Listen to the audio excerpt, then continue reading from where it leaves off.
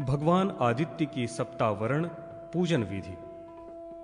भगवान श्री कृष्ण बोले, वत्स, अब मैं दिवाकर भगवान सूर्य नारायण की पूजा विधि बतलाता हूं।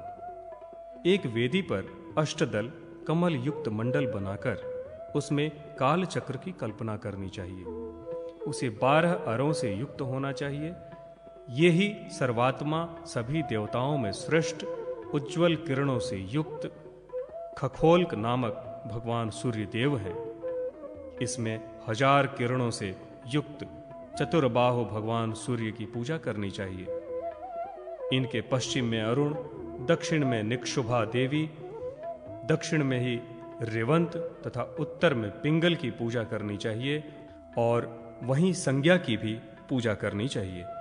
अग्नि कोण में लेखक की, नैऋत्य में अश्वनी कुमारों की और वायव्य कोण में वैवस्वत मनु की तथा ईशान कोण में लोक पावनी देवी यमुना की पूजा करनी चाहिए।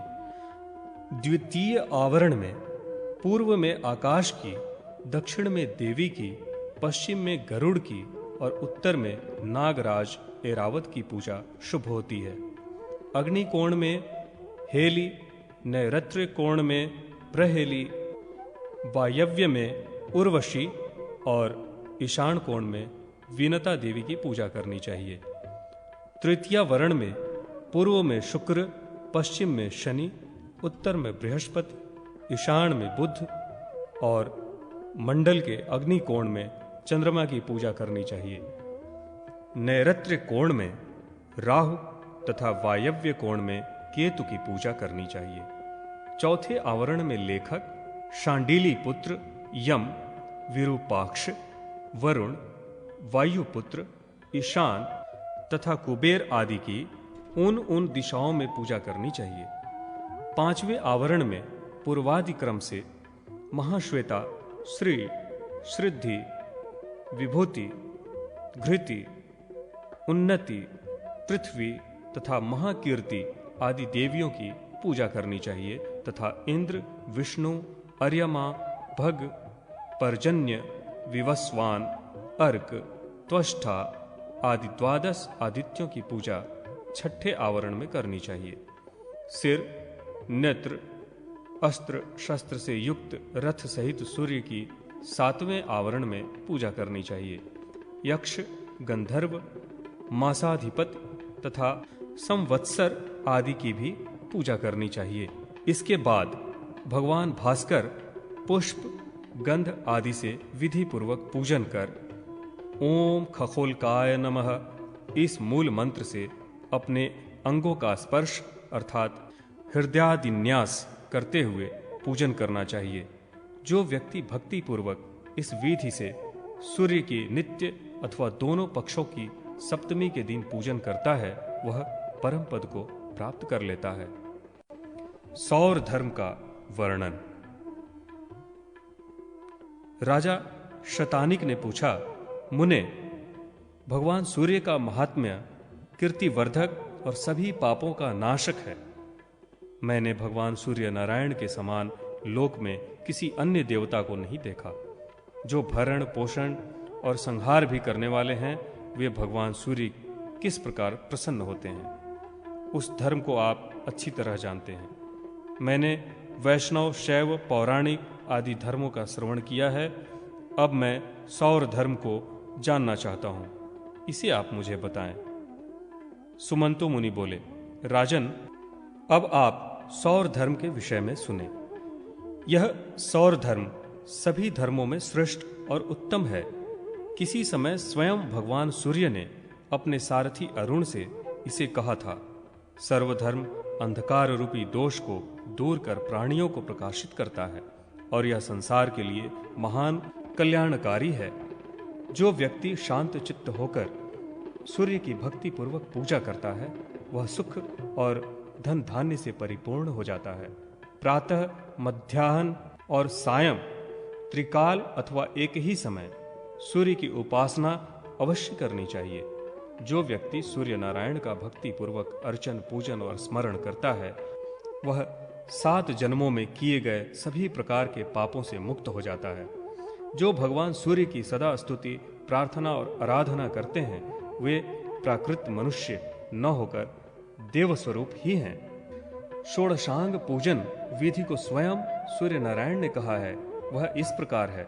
प्रातः स्नान कर शुद्ध वस्त्र धारण करना चाहिए। जप, हवन, पूजन, अर्चनादि कर सूर्य को प्रणाम करके भक्ति पूर्वक ब्राह्मण, गाय, पीपल आदि की पूजा करनी चाहिए। भक्ति पूर्वक इतिहास, पुराण का श्रवण और ब्राह्मणों को वेदाभ्यास करना चाहिए। सबसे प्रेम करना चाहिए। स्वयं पूजन कर लोगों को पुराण आदि ग्रंथों की व्याख्या सुनानी चाहिए। मेरा नित्य प्रति स्मरण करना चाहिए। इस प्रकार के उपचारों से जो अर्चन पूजन विधि बताई गई है वह सभी प्रकार के लोगों के लिए उत्तम है। जो कोई इस प्रकार से भक्ति पूर्वक मेरा पूजन करता है वही मुनि, श्रीमान, पंडित और अच्छे कुल में उत्पन्न है। जो कोई पत्र, पुष्प, फल, जल आदि से जो भी उपलब्ध हो उससे मेरी पूजा करता है उसके लिए न मैं अदृश्य हूँ और न वह मेरे लिए अदृश्य है। मुझे जो व्यक्ति जिस भावना से देखता है मैं भी उसे उसी रूप में दिखाई पड़ता हूँ। जहाँ मैं स्थित हूँ वहीं मेरा भक्त भी स्थित होता है। जो मुझ सर्वव्यापी को सर्वत्र और संपूर्ण प्राणियों में स्थित देखता है उसके लिए मैं उसके हृदय में स्थित हूँ और वह मेरे हृदय में स्थित है। सूर्य की पूजा करने वाला व्यक्ति बड़े बड़े राजाओं पर विजय प्राप्त कर लेता है। जो व्यक्ति मन से मेरा निरंतर ध्यान करता है उसकी चिंता मुझे बराबर बनी रहती है कि कहीं उसे कोई दुख न हो पाए। मेरा भक्त मुझे अत्यंत प्रिय है। मुझ में अनन्य निष्ठा ही सब धर्मों का सार है। ब्रह्मादि देवताओं द्वारा भगवान सूर्य की स्तुति एवं वर प्राप्ति। सुमंतु मुनि बोले, राजन, भगवान सूर्य की भक्ति, पूजा और उनके लिए दान करना तथा हवन करना सबके वश की बात नहीं है तथा उनकी भक्ति और ज्ञान एवं उसका अभ्यास करना भी अत्यंत दुर्लभ है। फिर भी उनके पूजन स्मरण से इसे प्राप्त किया जा सकता है। सूर्य मंदिर में सूर्य की प्रदक्षिणा करने से वे सदा प्रसन्न रहते हैं। सूर्य चक्र बनाकर पूजन एवं सूर्य नारायण का स्तोत्र पाठ करने वाला व्यक्ति इच्छित फल एवं पुण्य तथा विषयों का परित्याग कर भगवान सूर्य में अपने मन को लगा देने वाला मनुष्य निर्भीक होकर उनकी निश्चल भक्ति प्राप्त कर लेता है। राजा शतानिक ने पूछा, द्विज श्रेष्ठ, मुझे भगवान सूर्य की पूजन विधि सुनने की बड़ी ही अभिलाषा है। मैं आपके ही मुख से सुनना चाहता हूं। कृपा कर कहिए कि सूर्य की प्रतिमा स्थापित करने से कौन सा पुण्य और फल प्राप्त होता है तथा सम्मार्जन करने और गंध आदि के लेपन से किस पुण्य की प्राप्ति होती है। आरती, नृत्य, मंगल गीत आदि कृत्यों के करने से कौन सा पुण्य प्राप्त होता है। अर्घ्यदान, जल एवं पंचामृत आदि से स्नान, कुश, रक्त, पुष्प, सुवर्ण, रत्न, गंध, चंदन, कपूर आदि के द्वारा पूजन, गंधादि विलेपन, पुराण श्रवण एवं वाचन, अव्यंग्य दान और व्योम रूप में भगवान सूर्य तथा अरुण की पूजा करने से जो फल प्राप्त होता है वह बतलाने की कृपा करें। सुमंत मुनि बोले, राजन, प्रथम आप भगवान सूर्य के महनीय तेज के विषय में सुने। कल्प के प्रारंभ में ब्रह्मादि देवगण अहंकार से वशीभूत हो गए। तमरूपी मोह ने उन्हें अपने वश में कर लिया। उसी समय उनके अहंकार को दूर करने के लिए एक महनीय तेज प्रकट हुआ, जिससे यह संपूर्ण विश्व व्याप्त हो गया। अंधकार नाशक तथा 100 योजन विस्तार युक्त यह तेज पुंज आकाश में भ्रमण कर रहा था। उसका प्रकाश पृथ्वी पर कमल की कर्णिका की भांति दिखलाई दे रहा था। ये देख ब्रह्मादि देवगण परस्पर इस प्रकार विचार करने लगे, हम लोगों का तथा संसार का कल्याण करने के लिए ही ये तेज पुंज प्रादुर्भूत हुआ है।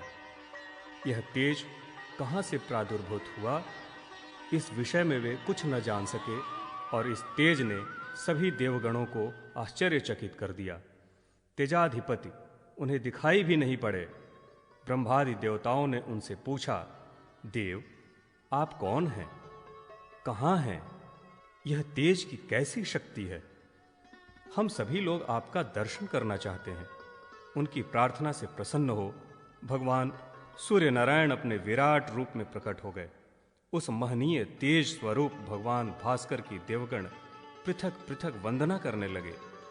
ब्रह्मा जी की स्तुति का भाव इस प्रकार है। हे देव देवेश, आप सहस्रों किरणों से प्रकाशमान हैं। कोणवल्लभ, आप संसार के लिए दीपक हैं। आपको नमस्कार है। अंतरिक्ष में स्थित होकर संपूर्ण विश्व को प्रकाशित करने वाले भगवान भास्कर विष्णु, कालचक्र, अमित तेजस्वी, सोम, काल, इंद्र, वसु, अग्नि, खग, लोकनाथ तथा एक चक्र वाले रथ से युक्त ऐसे नामों वाले आपको नमस्कार है।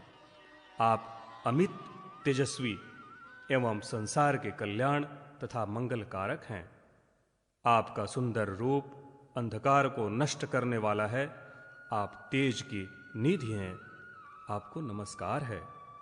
आप धर्मादि चतुर्वर्ग स्वरूप हैं तथा अमित तेजस्वी हैं। क्रोध, लोभ से रहित हैं। संसार के स्थिति में कारण हैं।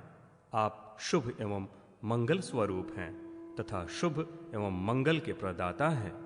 आप परम शांत स्वरूप हैं तथा ब्राह्मण एवं ब्रह्म रूप हैं। ऐसे हे पर ब्रह्म परमात्मा जगतपते, आप मेरे ऊपर प्रसन्न होइए। आपको नमस्कार है। ब्रह्मा जी के बाद शिव जी ने महातेजस्वी सूर्य नारायण को प्रणाम कर उनकी स्तुति की। विश्व की स्थिति के कारण स्वरूप भगवान सूर्यदेव आपकी जय हो। अजेय, हंस, दिवाकर, महाबाहु, भूधर, गोचर, भाव, खग, लोक प्रदीप, जगतपति, भानु, काल, अनंत, संवत्सर तथा शुभानन आपकी जय हो। कश्यप के आनंदवर्धन, अदिति पुत्र, सप्ताश्वाहन, सप्तेश, अंधकार को दूर करने वाले, ग्रहों के स्वामी, कांतिश, कालेश, शंकर, धर्मादि चतुर्वर्ग के स्वामी आपकी जय हो। वेदांग रूप, ग्रह रूप, सत्य रूप, सुरूप, क्रोधादि के विनाशक, कलमाश, पक्षी रूप तथा यति रूप आपकी जय हो प्रभु। आप विश्वरूप, विश्वकर्मा, ओंकार, वषटकार, स्वाहाकार तथा स्वधा रूप हैं और आप ही अश्वमेध रूप हैं। अग्नि एवं अर्यमा रूप हैं। संसार रूपी सागर से मोक्ष दिलाने वाले हे जगतपते, मैं संसार सागर में डूब रहा हूं। मुझे अपने हाथ का अवलंबन दीजिए। आपकी जय हो। भगवान विष्णु ने सूर्य नारायण को श्रद्धा और भक्ति पूर्वक प्रणाम कर उनकी स्तुति की। भाव इस प्रकार है। भूत भावन देव देवेश, आप दिवाकर, रवि, भानु, मार्तंड, भास्कर, भग, इंद्र, विष्णु, हरि, हंस, अर्क इन रूपों में प्रसिद्ध हैं। आपको नमस्कार है। लोक गुरु, आप विभु, त्रिनेत्रधारी, त्रयक्षरात्मक, त्रयंगात्मक, त्रिमूर्ति, त्रिगति हैं। आप 6 मुख, 24 पाद तथा 12 हाथ वाले हैं। आप समस्त लोकों तथा प्राणियों के अधिपति हैं। देवताओं तथा वर्णों के भी आप ही अधिपति हैं। आपको नमस्कार है।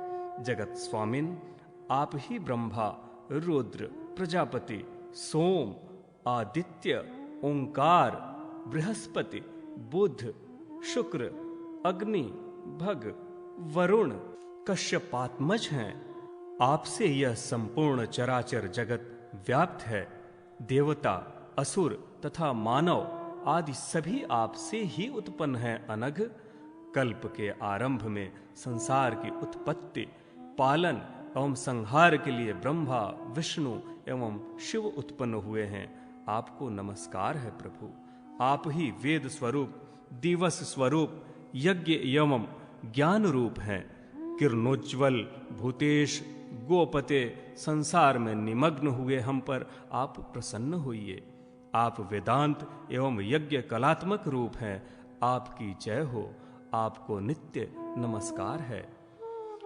ब्रह्मादि देवताओं की स्तुति से भगवान सूर्य बहुत ही प्रसन्न हुए और उन्होंने ब्रह्मा, विष्णु तथा महादेव को अपनी अखंड भक्ति तथा अपना अनुग्रह प्राप्त करने का वर प्रदान करते हुए कहा, हे विष्णु, आप देव, दानव, यक्ष, राक्षस, गंधर्व आदि सभी पर विजय प्राप्त कर अजेय रहेंगे।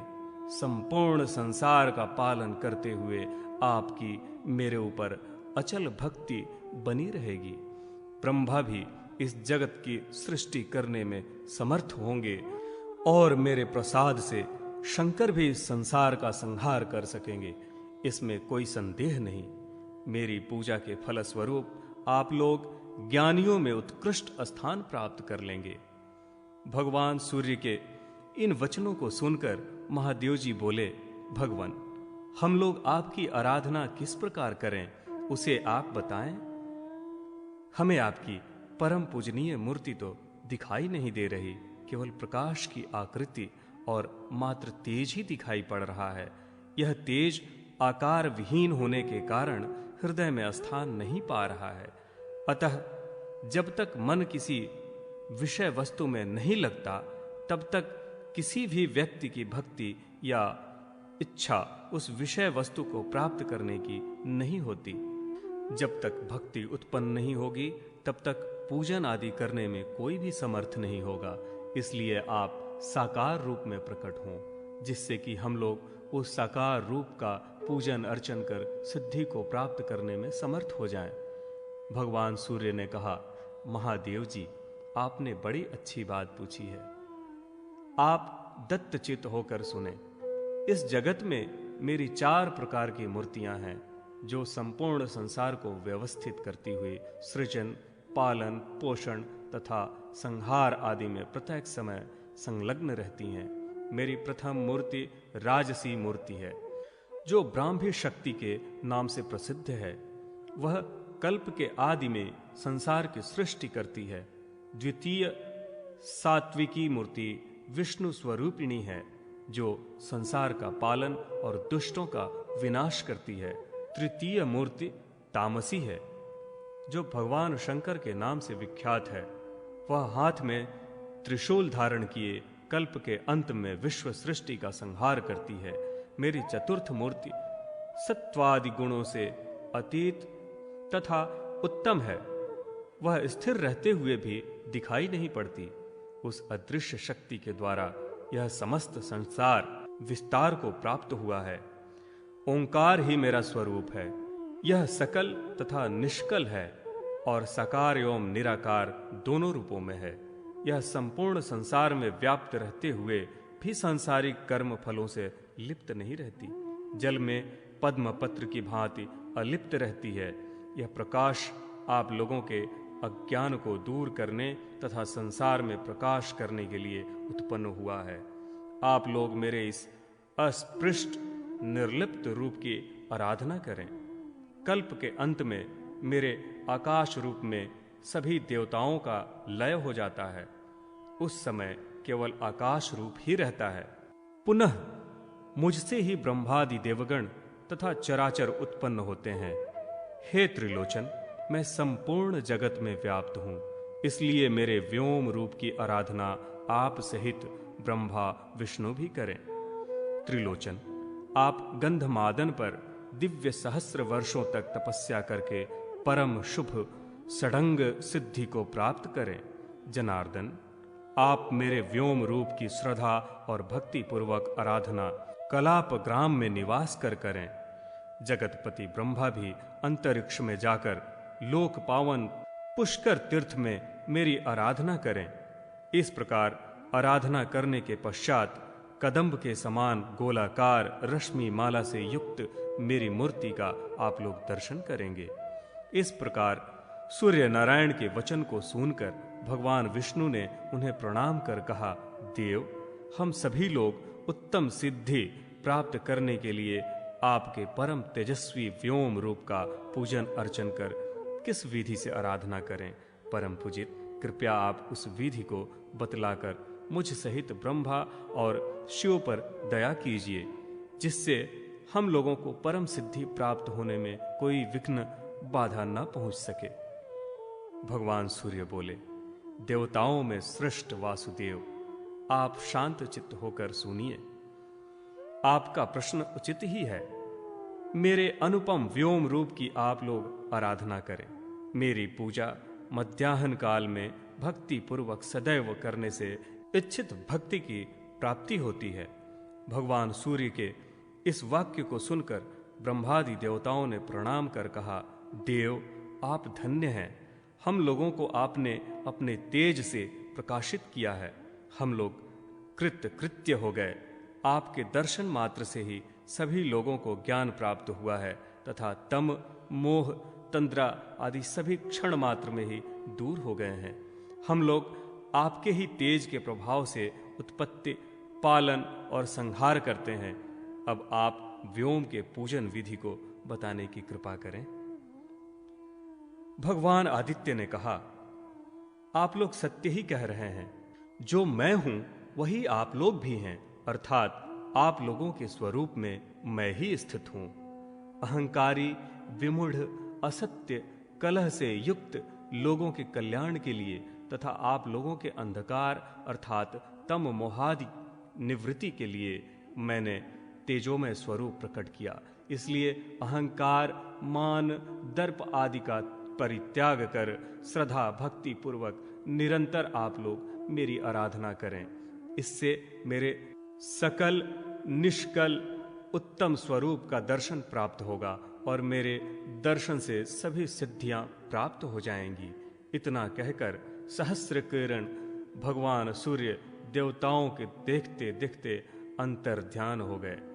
भगवान भास्कर के तेजस्वी रूप का दर्शन कर ब्रह्मा, विष्णु और शिव सभी आश्चर्यचकित होकर परस्पर कहने लगे, ये तो अदिति पुत्र सूर्य नारायण हैं। ये महातेजस्वी लोगों को प्रकाशित करने वाले सूर्य नारायण हैं। इन्होंने हम सभी लोगों को महान अंधकार रूपी तम से निवृत्त किया है। हम अपने अपने स्थान पर चलकर इनकी पूजा करें, जिससे इनके प्रसाद से हमें सिद्धि प्राप्त हो सके। उस व्योम की श्रद्धा भक्ति पूर्वक पूजन करने के लिए ब्रह्मा जी पुष्कर क्षेत्र में, भगवान विष्णु शालग्राम में और वृषध्वज शंकर गंधमादन पर्वत पर चले गए। वहां मान, दर्प तथा अहंकार का परित्याग कर ब्रह्मा जी चार कोण से युक्त व्योम की, भगवान विष्णु चक्र में अंकित व्योम की और शिव अग्नि रूपी तेज से अभिभूत व्योम की सदा भक्ति पूर्वक पूजा करने लगे। ब्रह्मादि देवता गंध, माला, नृत्य, गीत आदि से दिव्य सहस्त्र वर्षों तक सूर्य नारायण की पूजा कर उनकी अचल भक्ति और प्रसन्नता प्राप्ति के लिए उत्तम तपस्या में तत्पर हो गए।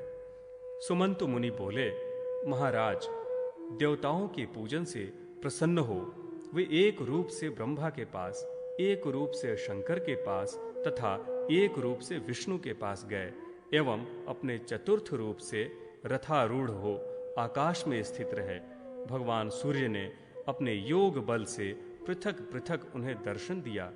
दिव्य रथ पर आरूढ़ सूर्य देव ने अपने अद्भुत योग बल से देखा कि चतुर्मुख ब्रह्मा जी कमल मुख व्योम की पूजा में अत्यंत श्रद्धा भक्ति से नतमस्तक हैं। यह देखकर ब्रह्मा जी से भगवान सूर्य देव ने कहा, सूर्य श्रेष्ठ, देखो मैं वर देने के लिए उपस्थित हूं। यह सुनकर ब्रह्मा जी हर्ष से प्रफुल्लित हो उठे और हाथ जोड़कर उनके कमल मुख को देखकर अति विनम्र भाव से प्रणाम कर प्रार्थना करने लगे, देवेश, आप प्रसन्न हैं तो मेरे ऊपर कृपा कीजिए। देव, आपके अतिरिक्त मेरे लिए अन्य कोई गति नहीं है। भगवान सूर्य बोले, जैसा आप कह रहे हैं उसमें विचार करने की कोई बात नहीं है। आप कारण रूप से मेरे प्रथम पुत्र के रूप में उत्पन्न हों। आप वर मांगिए, मैं वर देने के लिए ही आया हूं। ब्रह्मा जी ने कहा, भगवान, यदि आप मेरे ऊपर प्रसन्न हैं तो मुझे उत्तम वर दें जिससे मैं सृष्टि कर सकूं। भगवान आदित्य ने कहा, जगतपति चतुर्मुख ब्रह्मण, आपको मेरे प्रसाद से सिद्धि प्राप्त हो जाएगी और आप इस जगत के सृष्टिकर्ता होंगे। ब्रह्मा जी ने कहा, जगन्नाथ, मेरा निवास किस स्थान पर होगा? भगवान सूर्य बोले, जिस स्थान पर मेरा महद व्योम पृष्ठ श्रृंग से युक्त उत्तम रूप रहेगा, वहीं कदम्ब रूप में आप नित्य स्थित रहेंगे। पूर्व दिशा में इंद्र, अग्नि कोण में शांडिली सूत अग्नि, दक्षिण में यम, नैऋत्य कोण में नैऋति, पश्चिम में वरुण और वायव्य कोण में वायु तथा उत्तर दिशा में कुबेर का निवास रहेगा। ईशान कोण में शंकर और आपका तथा मध्य में विष्णु का निवास रहेगा। ब्रह्मा जी ने कहा, देव, आज मैं कृत्य हो गया। जो कुछ भी मुझे चाहिए वह सब प्राप्त हो गया।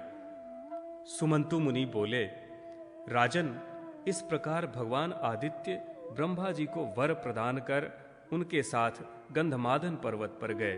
वहां उन्होंने देखा भूत भावन शिव तीव्र तपस्या में संलग्न हैं। वे तेज से युक्त व्योम का पूजन कर रहे हैं। इस प्रकार शिव द्वारा पूजन अर्चन को देखकर भगवान भास्कर प्रसन्न हो गए। सूर्य भगवान ने कहा, भीम, मैं तुमसे अति प्रसन्न हूं। वत्स, वर मांगो, मैं वर देने के लिए उपस्थित हूं। इस पर महादेव जी ने साष्टांग प्रणाम कर स्तुति की और कहा, देव, आप मुझ पर कृपा करें। आप जगतपति हैं, संसार का उद्धार करने वाले हैं। मैं आपके अंश से आपके पुत्र के रूप में उत्पन्न हुआ हूं। आप वही करें जो एक पिता अपने पुत्र के लिए करता है।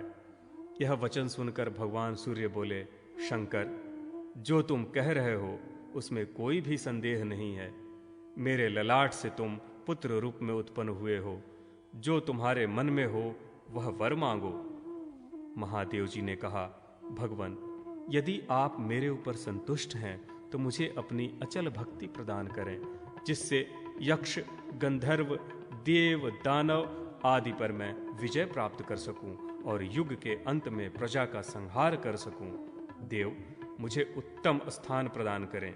भगवान सूर्य ने ऐसा ही होगा कहकर कहा कि इसी प्रकार तुम मेरे परम व्योम रूप की पूजा प्रतिदिन करते रहो और यही परम तेजस्वी व्योम तुम्हारा शस्त्र त्रिशूल होगा। सुमंतु मुनि बोले, महाराज, तदंतर भगवान सूर्य भगवान विष्णु को वर देने शालग्राम मुक्तिनाथ क्षेत्र गए। वहां उन्होंने देखा कि वे कृष्णाजिन धारण कर शांत चित्त हो परम उत्कृष्ट तप कर रहे हैं और हृदय में भगवान सूर्य का ध्यान कर रहे हैं। भगवान भास्कर ने अति प्रसन्न होकर कहा, विष्णु, मैं आ गया हूं, मुझे देखो। भगवान विष्णु ने उन्हें सिर झुकाकर प्रणाम किया और कहा, जगन्नाथ, आप मेरी रक्षा करें, मेरे ऊपर दया करें। मैं आपका द्वितीय पुत्र हूं।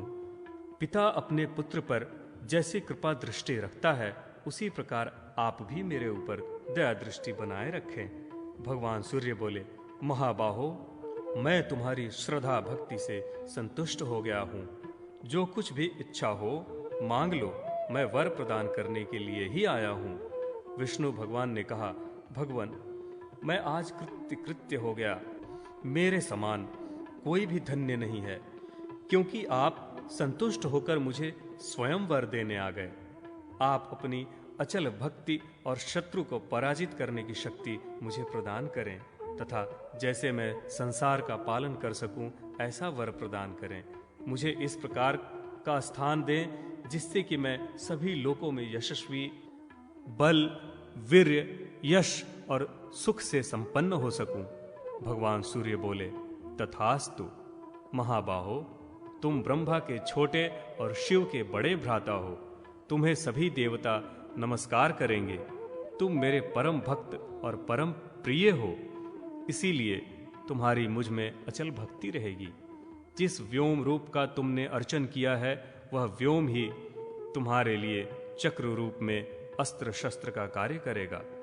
यह सभी आयुधों में उत्तम एवं दुष्टों का विनाशक है, समस्त लोग इसे नमस्कार करते हैं। सुमंतु मुनि बोले, राजन, इस प्रकार भगवान भास्कर भगवान विष्णु को वर प्रदान कर अपने लोक को चले गए और ब्रह्मा, विष्णु तथा शंकर ने भगवान सूर्य नारायण की पूजा, सृष्टि, पालन और संहार करने की शक्ति प्राप्त की। यह आख्यान अति पवित्र, पुण्य और सभी प्रकार के पापों का नाशक है। यह 3 देवों का उपाख्यान है और 3 देवता इस लोक में पूजित हैं। यह 3 स्तोत्रों से युक्त तथा धर्म, अर्थ और काम का साधन है। यह धर्म, स्वर्ग, आरोग्य, धन धान्य को प्रदान करने वाला है। जो व्यक्ति इस आख्यान को प्रतिदिन सुनता है अथवा जो इन 3 स्तोत्रों का पाठ करता है, वह आग्नेय विमान पर आरूढ़ होकर भगवान सूर्य के परम पद को प्राप्त कर लेता है। पुत्रहीन पुत्र, निर्धन धन, विद्यार्थी विद्या प्राप्त कर तेज में सूर्य के समान, प्रभा में उनके किरणों के समान हो जाता है और अनंत काल तक सुख भोग कर ज्ञानियों में उत्तम स्थान प्राप्त करता है। सौर धर्म निरूपण में सूर्यावतार का कथन।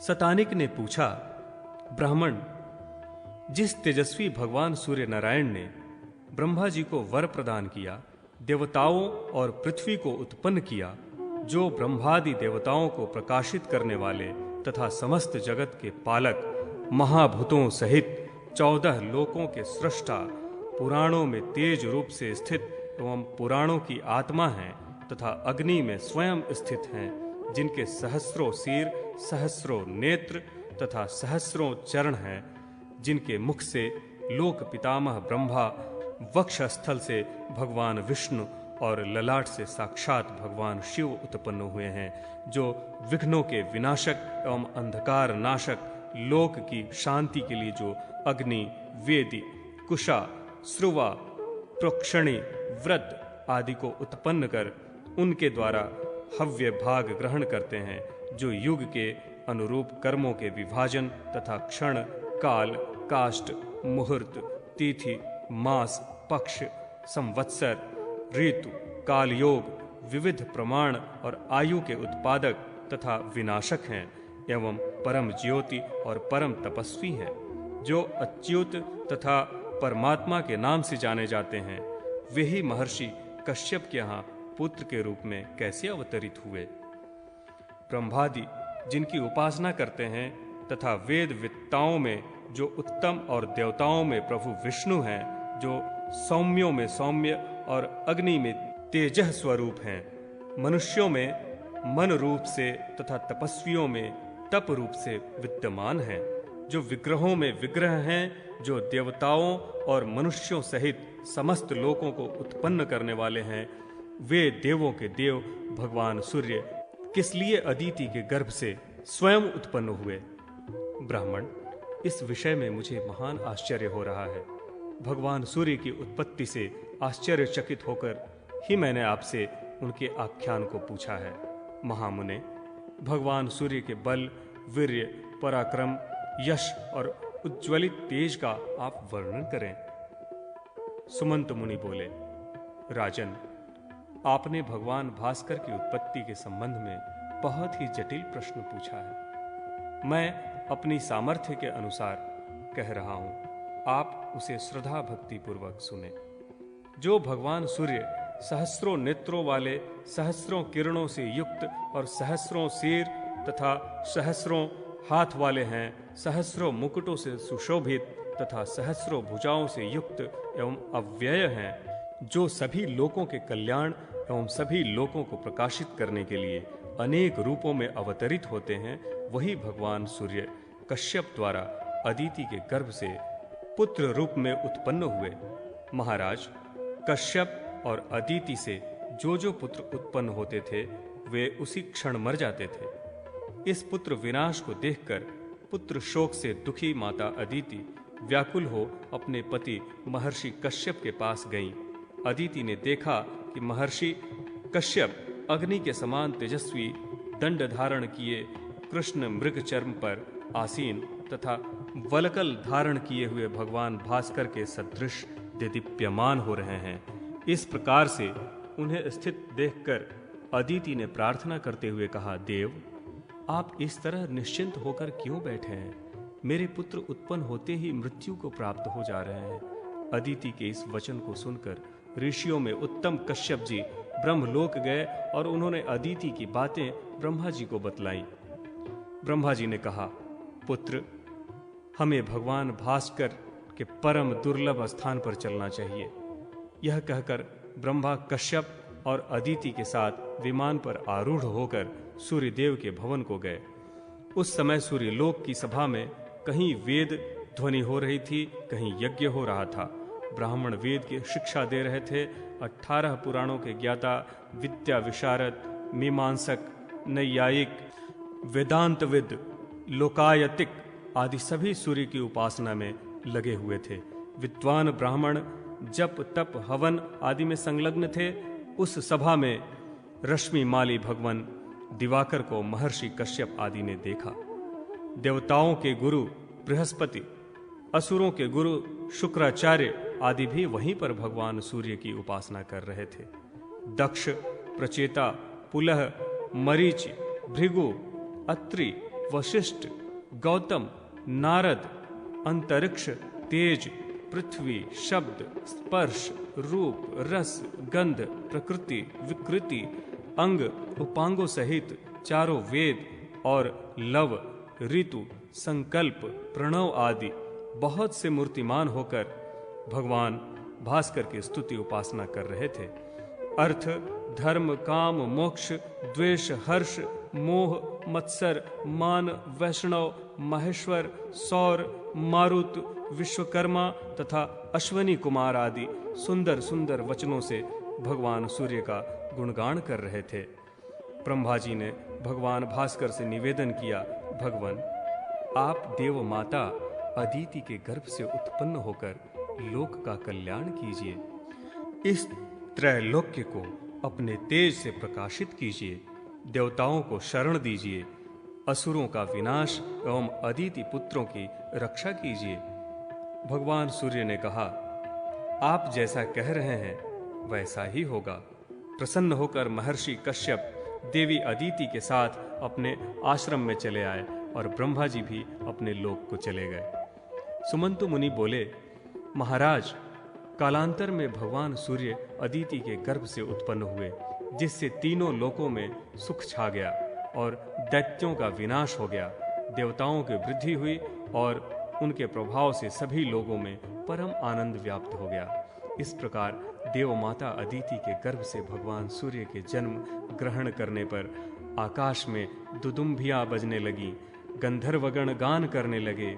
द्वादशात्मा भगवान सूर्य की सभी देवगण, ऋषि, महर्षि तथा दक्ष प्रजापति आदि स्तुति करने लगे। उस समय 11 रुद्र, अश्वनी कुमार, 8 वसु, महाबली गरुड़, विश्वदेव, साध्य, नागराज वासुकी तथा अन्य बहुत से नाग और राक्षस भी हाथ जोड़े खड़े थे। पितामह ब्रह्मा भी स्वयं पृथ्वी पर आए और सभी देवता एवं ऋषि महर्षियों से बोले, देवर्षिगण, जिस प्रकार बालक रूप में उत्पन्न होकर ये सभी को देख रहे हैं, उसी प्रकार ये लोकेश्वर श्रीमान और विवस्वान रूप में विख्यात होंगे। देव, दानव, यक्ष, गंधर्व आदि के जो कारण हैं, वही आदिदेव भगवान आदित्य हैं। इस प्रकार कहकर पितामह ब्रह्मा ने देवताओं और ऋषियों सहित उन्हें नमस्कार कर विधि पूर्वक उनकी अर्चना की। तत्पश्चात वे अपने अपने लोकों को चले गए।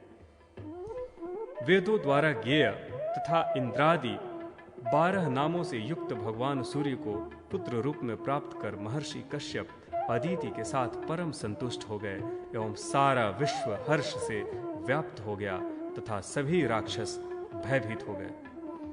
भगवान सूर्य बोले, महर्षि, आपके पुत्र नष्ट हो जाते थे, इसलिए गर्भ की सिद्धि के लिए मैं आपके यहाँ पुत्र रूप में जन्म हुआ हूँ। सुमंतु मुनि बोले, राजन, इस प्रकार भगवान भास्कर की आराधना करके ब्रह्मा जी ने सृष्टि करने का वर प्राप्त किया और कश्यप मुनि ने भी भगवान भास्कर को प्रसन्न कर उन्हें पुत्र रूप में प्राप्त कर लिया। ब्रह्मादि देवताओं द्वारा सूर्य के विराट रूप का दर्शन। महाराज शतानिक ने कहा, मुने, आपने भगवान सूर्य के अद्भुत चरित्र का वर्णन किया है, जिनका पूजन ब्रह्मा आदि देवता प्रतिदिन विधि पूर्वक करते रहते हैं, तथा जिस ब्रह्मा की ब्रह्मा, विष्णु, शिव और सभी देवता आराधना करते हैं, उसे आप बताएं। सुमंतु मुनि बोले, राजन, एक बार भगवान विष्णु और ब्रह्मा जी हिमाचल पर गए। वहां उन्होंने देखा कि भगवान शिव सिर पर अर्धचंद्र धारण किए भगवान विवस्वान की पूजा कर रहे हैं। ब्रह्मा और विष्णु को वहां आए देखकर शिव जी ने उन्हें प्रणाम किया और विधि पूर्वक उनकी पूजा की तथा उनसे कहा, भगवान, आप लोगों ने भगवान सूर्य की आराधना कर उनके किस स्वरूप का दर्शन किया है? मुझे उनके परम रूप को जानने की बड़ी ही अभिलाषा है, उसे आप बताएं। इस पर वे दोनों बोले, हम लोगों ने भी उस परम अद्भुत रूप को नहीं देखा है। हमें उस परम अद्भुत रूप की आराधना के लिए सुवर्ण के समान उज्जवल पवित्र उदयगिरी पर्वत पर एक साथ चलना चाहिए। अनंतर तीनों देव तीव्र गति से पर्वत श्रेष्ठ उदयाचल पर गए और वहां भगवान सूर्य नारायण की विधि पूर्वक आराधना करने लगे।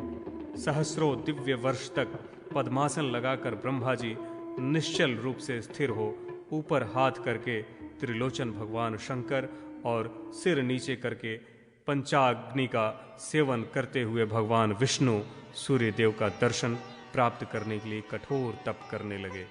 ब्रह्मा, विष्णु और शिव जी के उत्तम तप से संतुष्ट हो भगवान सूर्य नारायण ने प्रकट होकर उनसे कहा, आप लोग क्या चाहते हैं? मैं आप लोगों से संतुष्ट हूँ और वर देने के लिए उपस्थित हुआ हूँ। उन्होंने कहा, गोपते, हम लोग आपके दर्शन से कृत्य हो गए हैं। पहले ही आपकी आराधना करके हम लोगों ने शुभ वरों को प्राप्त कर लिया है। आपकी दया से हम लोग उत्पत्ति, स्थिति और विनाश करने में समर्थ हैं, इसमें किसी प्रकार का संशय नहीं है। किंतु देव देवेश, हम लोग आपके परम दुर्लभ रूप का दर्शन करना चाहते हैं। उनके वचनों को सुनकर लोक पूजित भगवान सूर्य ने उन्हें अपना परम दुर्लभ तेजस्वी अद्भुत विराट रूप दिखलाया। इनके अनेक सिर तथा अनेक मुख हैं। सभी देव तथा सभी लोक उसमें स्थित हैं। पृथ्वी पैर, स्वर्ग सिर, अग्नि नेत्र, पैर की अंगुलियां पिशाच, हाथ की अंगुलियां गुह्यक, विश्वदेव जंघा, यज्ञ कुक्षी, अप्सरागण केश तथा तारागण ही इनके रोम रूप में हैं। दसों दिशाएं इनके कान और दिक्पालगण इनकी भुजाएं। वायु नासिका, प्रसाद ही क्षमा तथा धर्म ही मन है। सत्य इनकी वाणी, देवी सरस्वती जिह्वा, ग्रीवा महादेवी, अदिति और तालु वीर्यवान रुद्र हैं। स्वर्ग का द्वार नाभि, वैश्वानर, अग्निमुख, भगवान ब्रह्मा हृदय और उदर महर्षि कश्यप हैं। पीठ आठों वसु तथा सभी संधियां मरुद देव हैं। समस्त छंद दांत एवं ज्योतियां निर्मल प्रभा हैं। महादेव रुद्र प्राण, कुक्षियां समुद्र हैं। इनके उदर में गंधर्व और नाग हैं। लक्ष्मी, मेधा, घृति, कांति तथा सभी विद्याएं इनके कटिदेश में स्थित हैं। इनका ललाट ही परमात्मा का परम पद है। 2 स्तन, 2 कुक्षी और 4 वेद, ये 8 ही इनके यज्ञ हैं। सुमंतु मुनि बोले, राजन, सर्वदेवमय भगवान सूर्य के इस विराट रूप को देखकर ब्रह्मा, शिव और भगवान विष्णु परम विस्मित हो गए। उन्होंने बड़ी श्रद्धा से भगवान सूर्य को प्रणाम किया। भगवान सूर्य ने कहा, देवों, आप सबकी कठिन तपस्या से प्रसन्न होकर आप सबके कल्याण के लिए मैंने योगियों के द्वारा समाधि गम्य अपने इस विराट रूप को दिखलाया है। इस पर वे बोले, भगवान, आपने जो कहा है उसमें कोई भी संदेह नहीं। इस विराट रूप का दर्शन पाना योगियों के लिए भी दुर्लभ है। आपकी आराधना करने तथा आपका दर्शन करने पर कुछ अप्राप्य नहीं है। आपके समान इस लोक में दूसरा कोई देव नहीं है। राजन, ब्रह्मादि देवता परम उत्कृष्ट इस रूप का दर्शन कर हर्षित हो गए और उन्होंने भगवान सूर्य का पूजन आराधन कर परम सिद्धि प्राप्त की। सूर्योपासना का फल। शतानिक ने पूछा, मुने, आपने भगवान सूर्य के विषय में जो कहा वह सत्य ही है। संसार के मूल कारण तथा परम दैवत भगवान सूर्य ही हैं। सभी को यही तेज प्रदान करते हैं। भगवान सूर्य नारायण के पूजन से जो फल प्राप्त होता है, आप उसे बतलाने की कृपा करें। सुमंत मुनि बोले, राजन, जो व्यक्ति सर्वदेवमय भगवान सूर्य की प्रतिष्ठा कर पूजन करता है, वह अमरत्व तथा भगवान सूर्य का सामीप्य प्राप्त कर लेता है। जो व्यक्ति भगवान सूर्य का तिरस्कार कर सभी देवताओं का पूजन करता है, उस व्यक्ति के साथ भाषण करने वाला व्यक्ति भी नरकगामी होता है। जो व्यक्ति श्रद्धा भक्ति पूर्वक सूर्यदेव की प्रतिष्ठा कर पूजन अर्चन करता है, उसे यज्ञ, तप, तीर्थ, यात्रा आदि की अपेक्षा कोटि गुना अधिक फल प्राप्त होता है तथा उसके मातृकुल, पितृकुल एवं स्त्रीकुल इन तीनों का उद्धार हो जाता है। वह इंद्रलोक में पूजित होता है तथा यहाँ ज्ञान योग के आश्रयण से वह मुक्ति प्राप्त कर लेता है। अथवा जो राज्य चाहता है, वह दूसरे जन्म में सप्तद्वीपवती वसुमती का राजा होता है। जो व्यक्ति मिट्टी का सर्वदेवमय व्योम बनाकर भगवान सूर्य का पूजन अर्चन करता है, वह तीनों लोकों में पूजित एवं इस लोक में धन धान्य से परिपूर्ण होकर अंत में सूर्य लोक को प्राप्त कर लेता है। जो व्यक्ति भगवान सूर्य के पिष्टमय व्योम की रचना कर गंध, धूप, पुष्प, माला, चंदन, फल आदि उपचारों से पूजा करता है, वह सब पापों से मुक्त हो जाता है और कोई क्लेश नहीं पाता। वह भगवान सूर्य के समान प्रतापपूर्ण हो अव्यय पद को प्राप्त करता है। अपनी शक्ति के अनुसार भक्तिपूर्वक भगवान सूर्य का मंदिर निर्माण कराने वाला स्वर्णमय विमान पर आरूढ़ होकर भगवान सूर्य के साथ विहार करता है। यदि साधन संपन्न होने पर भी श्रद्धा भक्ति से शून्य होकर मंदिर आदि का निर्माण करता है, तो उसे कोई फल नहीं होता। इसलिए अपने धन का 3 भाग करना चाहिए। उसमें से 2 भाग धर्म तथा अर्थोपार्जन में व्यय करें और 1 भाग से जीवन यापन करें। धन संपत्ति से संपन्न रहने पर भी यदि कोई बिना भक्ति के अपना सर्वस्व भगवान सूर्य के लिए अर्पण कर दे, तब भी वह धर्म का भागी नहीं होता, क्योंकि इसमें भक्ति की ही प्रधानता है। मानव संसार में दुख और शोक से व्याकुल होकर तब तक भटकता है जब तक भगवान सूर्य की पूजा नहीं करता। संसार में आसक्त प्राणियों को भगवान सूर्य के अतिरिक्त और कौन ऐसा देवता है जो बंधन से छुटकारा दिला सके। विभिन्न पुष्पों द्वारा सूर्य पूजन का फल। सुमंतु मुनि बोले, राजन, अमित तेजस्वी भगवान सूर्य को स्नान कराते समय जय आदि मांगलिक शब्दों का उच्चारण करना चाहिए तथा शंख, भेरी आदि के द्वारा मंगल ध्वनि करनी चाहिए। तीनों संध्याओं में वैदिक ध्वनियों से श्रेष्ठ फल होता है। शंख आदि मांगलिक वाद्यों के सहारे निराजन करना चाहिए। जितने क्षणों तक भक्त निराजन करता है, उतने युग सहस्त्र वर्ष वह दिव्य लोक में प्रतिष्ठित होता है। भगवान सूर्य को कपिला गौ के पंचगव्य से और मंत्रपुत कुश युक्त जल से स्नान कराने को ब्रह्म स्नान कहते हैं। वर्ष में 1 बार भी ब्रह्म स्नान कराने वाला व्यक्ति सभी पापों से मुक्त होकर सूर्य लोक में प्रतिष्ठित होता है। जो पितरों के उद्देश्य से शीतल जल से भगवान सूर्य को स्नान कराता है, उसके पितर नरकों से मुक्त होकर स्वर्ग चले जाते हैं। मिट्टी के कलश की अपेक्षा ताम्र कलश से स्नान कराना 100 गुना श्रेष्ठ होता है। इसी प्रकार चांदी आदि के कलश द्वारा स्नान कराने से और अधिक फल प्राप्त होता है। भगवान सूर्य के दर्शन से स्पर्श करना श्रेष्ठ है और स्पर्श से पूजा श्रेष्ठ है और घृत स्नान कराना उससे भी श्रेष्ठ है। इस लोक और परलोक में प्राप्त होने वाले पापों के फल भगवान सूर्य को घृत स्नान कराने से नष्ट हो जाते हैं एवं पुराण श्रवण से 7 जन्मों के पाप दूर हो जाते हैं। 100 पल लगभग 6 किलो 20 ग्राम प्रमाण से जल पंचामृत आदि से स्नान कराना स्नान कहलाता है। 25 पल लगभग 1.5 किलो से स्नान कराना अभ्यंग स्नान कहलाता है और 2000 पल लगभग 124 किलो से स्नान कराने को महास्नान कहते हैं। जो मानव भगवान सूर्य को पुष्प फल से युक्त अर्घ्य प्रदान करता है वह सभी लोकों में पूजित होता है और स्वर्ग लोक में आनंदित होता है।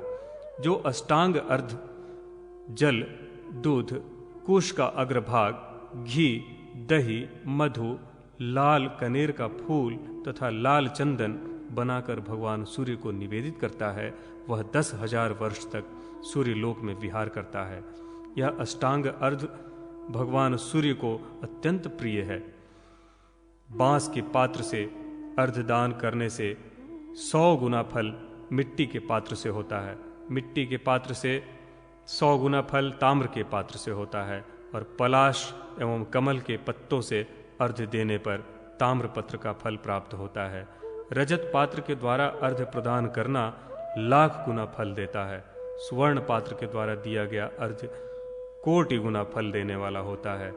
इसी प्रकार स्नान, अर्घ्य, नैवेद्य, धूप आदि का क्रमशः विभिन्न पात्रों की विशेषता से उत्तरोत्तर श्रेष्ठ फल प्राप्त होता है।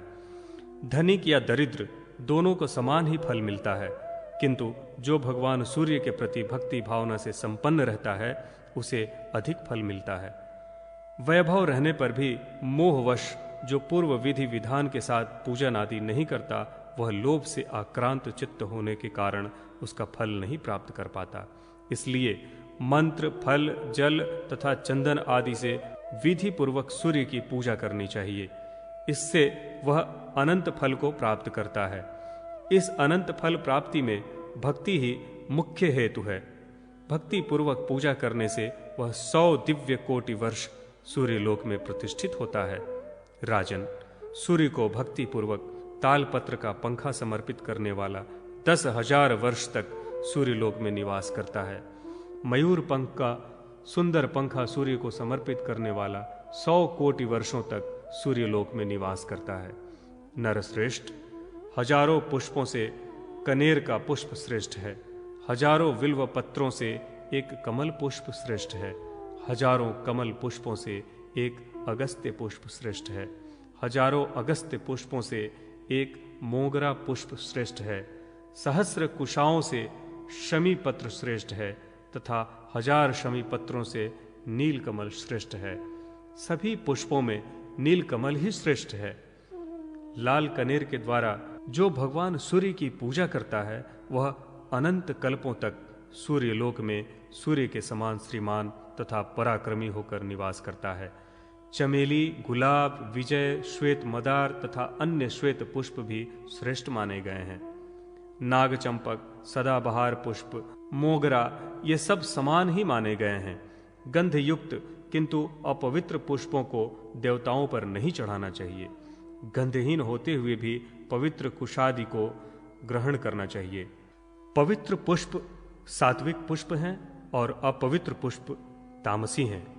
रात्रि में मोगरा और कदम का पुष्प चढ़ाना चाहिए। अन्य सभी पुष्पों को दिन में ही समर्पित करना चाहिए। अधखिले पुष्प तथा अपक्व पदार्थ भगवान सूर्य को नहीं चढ़ाने चाहिए।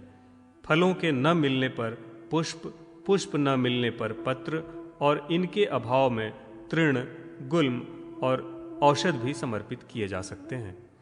इन सबके अभाव में मात्र भक्ति पूर्वक पूजन आराधन से भगवान प्रसन्न हो जाते हैं। जो माघ मास के कृष्ण पक्ष में सुगंधित मुक्ता पुष्पों द्वारा सूर्य की पूजा करता है उसे अनंत फल प्राप्त होता है। संयत चित्त होकर करवीर पुष्पों से पूजा करने वाला सभी पापों से रहित हो सूर्य लोक में प्रतिष्ठित होता है। अगस्त्य के पुष्पों से जो एक बार भी भक्ति पूर्वक सूर्य की पूजा करता है वह 10 लाख गोदान का फल प्राप्त करता है और उसे स्वर्ग प्राप्त होता है। मालती, रक्तकमल, चमेली, पुनांग, चंपक, अशोक, श्वेत मंदार, कचनार, अंधुक, करवीर, कल्हार, शमी, तगर, कनेर, केशर, अगस्त्य, बक तथा कमल पुष्पों द्वारा यथाशक्ति भगवान सूर्य की पूजा करने वाला कोटि सूर्य के समान दिदीप्यमान विमान से सूर्यलोक को प्राप्त करता है अथवा पृथ्वी या जल में उत्पन्न पुष्पों द्वारा श्रद्धापूर्वक पूजन करने वाला सूर्यलोक में प्रतिष्ठित होता है। सूर्य षष्ठी व्रत की महिमा।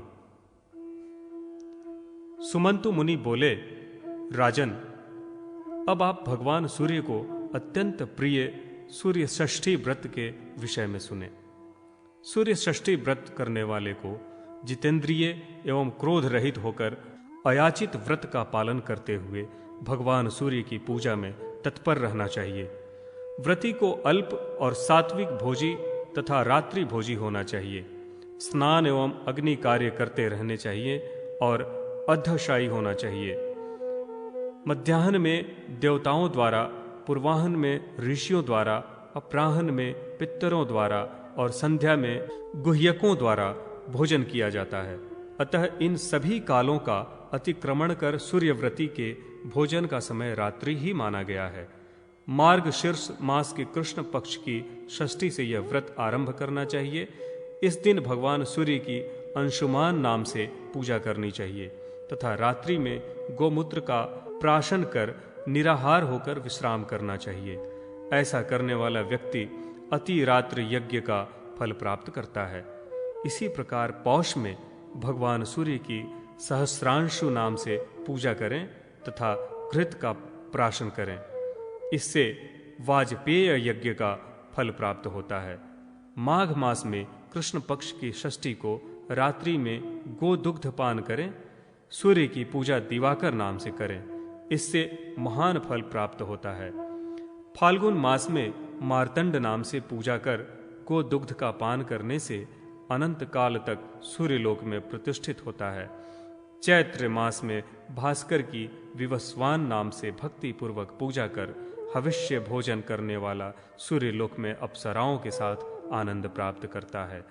वैशाख मास में चंड किरण नाम से सूर्य की पूजा करने से 10,000 वर्षों तक सूर्यलोक में आनंद प्राप्त करता है। इसमें पयोव्रती होकर रहना चाहिए।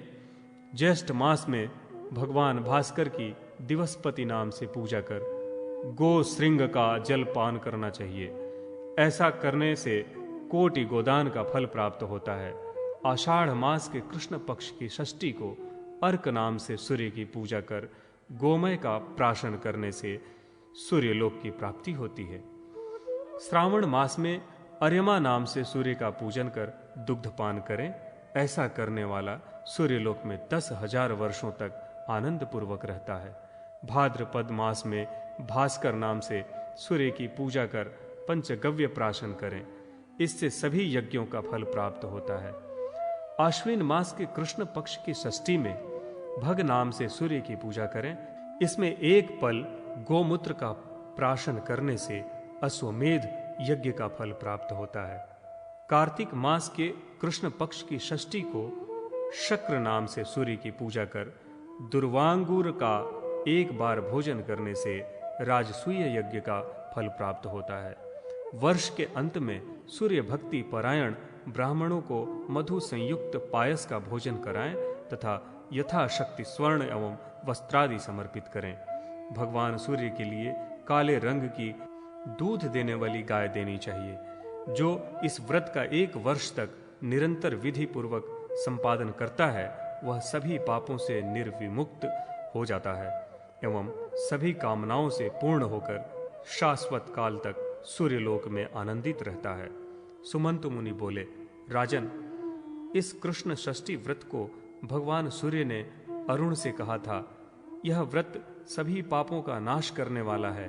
भक्ति पूर्वक भगवान भास्कर की पूजा करने वाला मनुष्य अमित तेजस्वी भगवान भास्कर के अमित स्थान को प्राप्त करता है। उभय सप्तमी व्रत का वर्णन।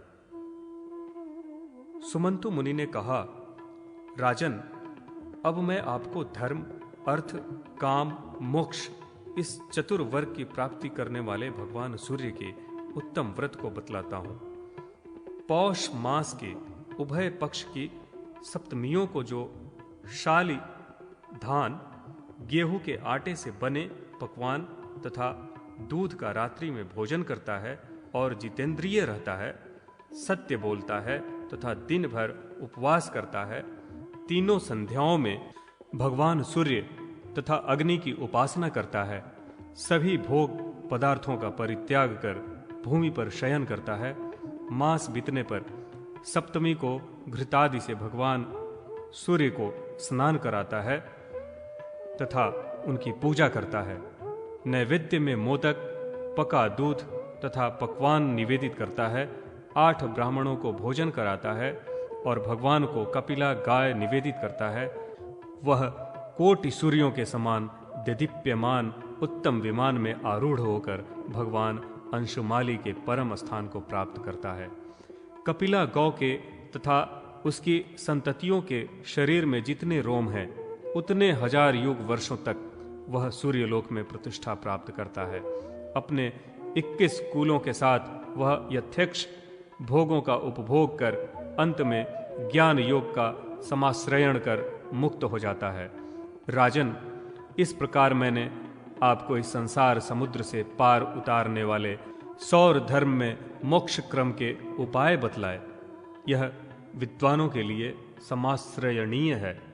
इसी प्रकार अन्य महीनों में निर्दिष्ट नियमों का पालन करते हुए व्रत और भगवान सूर्य की पूजा करने से विभिन्न कामनाओं की पूर्ति होती है तथा सूर्य लोक की प्राप्ति होती है।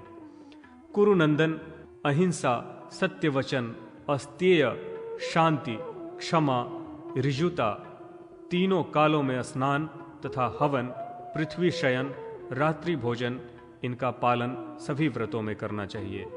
इन गुणों का आश्रयण कर उत्तम व्रत का आचरण करने वाले व्यक्ति के सभी पाप और भय नष्ट हो जाते हैं एवं रोगों का नाश हो जाता है और सभी कामनाओं के अनुरूप फल की प्राप्ति होती है। इस प्रकार का सूर्य व्रती व्यक्ति अमित तेजस्वी होकर सूर्यलोक को प्राप्त करता है। निक्षुभार्क सप्तमी तथा निक्षुभार्क चतुष्टय व्रत महात्म्य वर्णन। सुमंतु मुनि बोले, राजन, जो स्त्री उत्तम पुत्र की आकांक्षा करती है उसे निक्षुभार्क नाम का व्रत करना चाहिए। यह व्रत स्त्री एवं पुरुष में परस्पर प्रीतिवर्धक, अवियोग कारक और धर्म, अर्थ तथा काम का साधक है। इस व्रत को षष्ठी, सप्तमी, संक्रांति या रविवार के दिन करना चाहिए। भगवान सूर्य के सहित उनकी पत्नी महादेवी निक्षुभा की द्यो रूप में कांस्य, रजत तथा स्वर्ण की सुंदर प्रतिमा बनवाएं। उसे घृतादि से स्नान कराकर गंध, माल्यादि तथा वस्त्रों से अलंकृत करें। अनंतर प्रतिमा स्थापित किए उस वितान और क्षत्र से शोभित पात्र को सिर पर रखकर भगवान सूर्य के मंदिर में ले जाएं। उस प्रतिमा को एक वेदी पर स्थापित करें और प्रदक्षिणा पूर्वक उसे नमस्कार कर क्षमा याचना करें एवं उपवास रहकर हवि के द्वारा हवन करें। फिर सूर्य भक्त ब्राह्मणों को शुक्ल वस्त्र पहनाकर भोजन कराएं। इस व्रत को करने वाला व्यक्ति देदीप्यमान महायान से सूर्य लोक में सूर्य भक्तों के साथ आनंद प्राप्त करता है। फिर वह अनंत वर्षों तक विष्णु लोक में आनंदमय जीवन व्यतीत करता है। सुमंतु मुनि बोले, राजन, जो स्त्री सौभाग्य की आकांक्षा से संयतेंद्रिय होकर षष्ठी अथवा सप्तमी को 1 वर्ष तक भोजन नहीं करती और वर्ष के अंत में निक्षुभा तथा सूर्य की प्रतिमा बनाकर विधि पूर्वक स्नानादि पूर्वोक्त क्रियाएं करती है, वह पूर्वोक्त फलों को प्राप्त करती है तथा चारों द्वारों से सुशोभित स्वर्णमय यान के द्वारा रमणीय सूर्य लोक में जाकर सभी फलों को प्राप्त कर सौर आदि सभी लोकों में अभिसिप्त फल का उपभोग कर इस लोक में जन्म ग्रहण करती है तथा राजा को पति रूप में प्राप्त करती है। इसी प्रकार जो नारी कृष्ण पक्ष की सप्तमी को उपवास कर वर्ष के अंत में शाली के चूर्ण से सुंदर निक्षुभार्क की प्रतिमा का निर्माण करके पीत रंग की माला से और पीत वस्त्रों से उनकी पूजा करती है तथा ये सभी कर्म सूर्य को निवेदित करती है, वह हाथी दांत के समान कांति वाले महायान से 7 लोकों में गमन कर 100 करोड़ वर्ष तक सूर्य लोक में प्रतिष्ठित होती है। नरश्रेष्ठ, सौर आदि लोकों में भोगों का उपभोग कर क्रमशः इस लोक में जन्म ग्रहण करती तथा अभिसिप्त धन धान्य समन्वित मनोनुकूल पति को प्राप्त करती है। जो दृढ़वती नारी माघ मास के कृष्ण पक्ष की सप्तमी को सभी भोगों का परित्याग कर 1 वर्ष तक प्रत्येक सप्तमी को उपवास करती है, वर्ष के अंत में गंधादि पदार्थ निक्षुभार्क को निवेदित करती है तथा मग की स्त्रियों को भोजन कराती है, वह गंधर्व से सुशोभित विचित्र दिव्य महायान द्वारा सूर्यलोक में जाकर अनेक सहस्र वर्षों तक निवास करती है। वहां यथेष्ट सभी भोगों का उपभोग कर इस लोक में आने पर राजा को पति रूप में वर्ण करती है। राजन, जो स्त्री पाप और भय का नाश करने वाले इस निक्षुभार्क व्रत को करती है, वह परम पद प्राप्त करती है। 1 वर्ष तक परम श्रद्धा के साथ इस व्रत को संपन्न कर वर्षांत में भोजक दंपत्ति को भोजन कराए और गंधमाल्य सुंदर वस्त्र आदि से उनकी पूजा करे। ताम्रमय पात्र में हीरे से अलंकृत निक्षुभार्क की स्वर्णमयी प्रतिमा भोजक दंपति को निवेदित करे। देवी निक्षुभा भोजकी हैं और अर्क भोजक हैं, अतः उन दोनों की विधिवत श्रद्धापूर्वक पूजा करनी चाहिए।